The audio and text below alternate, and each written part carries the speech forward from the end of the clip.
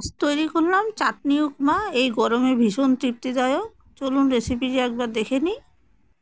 নমস্কার দর্শক বন্ধুরা, আমি চন্দ্রাগু চ্যাটার্জি। আপনারা দেখছেন চন্দ্রাগু সিম্পল কুইজিন।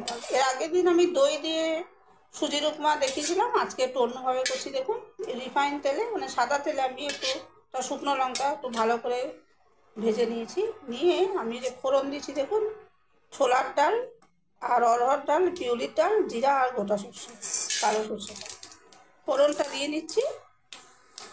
ফোড়নগুলো ভেজে নিয়েছি। এখন আমি কিছু উপকরণ মিশাচ্ছি। সাদা তিল একটু ভাজা, কারি পাতা, টমেটো, কাজু বাদাম আর কাঁচা লঙ্কা কুচি আছে, আদা কুচি, এখানে কিশমিশ আছে আর এর মধ্যে পেঁয়াজ কুচি আছে, সব একসাথে দিয়ে দিলাম। এরপর আমি স্বাদ মতো নুন আর একটু হলুদ দিয়েছি আর দিচ্ছি সয়াবিন। আমার ঘরে সবজি না থাকলে আমি সবজির ভরসায় থাকি না, যা থাকে সেটাই একটু এদিক ওদিক করে আমি উপমা তৈরি করি। আজকে যেমন টমেটো দিয়ে করছি, যারা খাননি করে দেখবেন, খুব ভালো লাগে খেতে। টমেটো মোটামুটি সবার ঘরেই আছে রান্নার ব্যবহারের জন্য।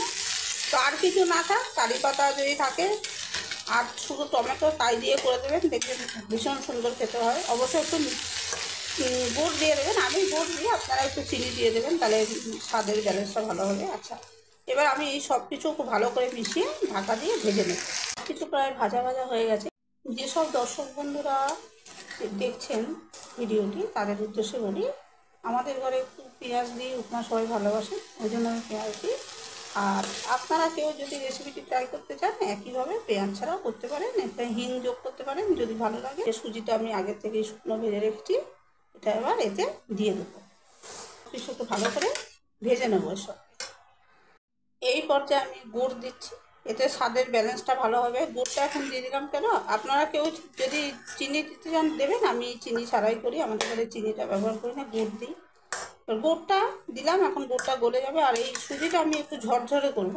তো ঝরঝরে করার জন্য প্রথমে আমি সুজিটা এর সঙ্গে ভালো করে ভেজে নেব, এরপরে আমি আন্দাজ মতো জল দেব। সুজিটা আমি ভালো করে ভেজে নিয়েছি। এখন আমি আপনাদের একটা জিনিস দেখিয়ে দিই।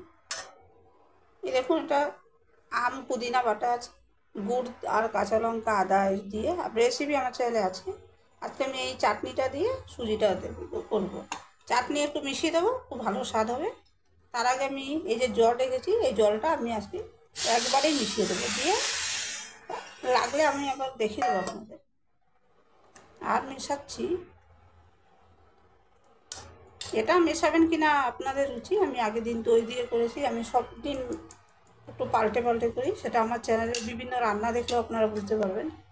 এটা আমি এখন খুব ভালো করে মিশিয়ে নিচ্ছি। এরপরে যদি আর জল লাগে আপনাদের আমি সেটা দেখিয়ে দেবো। আর জলের দরকার আমার হয়নি, আমি আজকে ইচ্ছা করে একটু বেশি জল দিয়েছি। আর দেখুন, এবার আমি ভাজা বাদামগুলো একটু মিশিয়ে দিলাম। এইভাবে যদি ঘরে চাটনি করে থাকেন আপনারা, সেই দিয়ে করতে পারেন। আর আমি বারবার বলছি আপনাদের, আমি কোনো জিনিসই একঘেয়ে তৈরি করি না, রান্না হোক জলখাবার হোক, তা আমার চ্যানেলটা দেখলেই আপনারা বুঝতে পারবেন। আচ্ছা, এটাই মিশিয়ে দিচ্ছি, দিয়ে আমার এই উপমাটা হয়ে গেল। যদি রেসিপিটি কেউ ট্রাই করেন, দেখবেন খুব ভালো লাগবে। আর এই গরমের দিনে খুব মুখরোচক লাগবে। এই গরমে তৃপ্তিদায়ক টক মিষ্টি উপমা আমার তৈরি হয়ে গেছে। আর আপনারা কেউ ইচ্ছা হলে বাড়িতে রেসিপিটি ট্রাই করতে পারেন। চাটনি উপমাটা আমার তৈরি হয়ে গেছে, কেউ চাইলে রেসিপিটি ট্রাই করতে পারেন, খুব ভালো লাগে খেতে।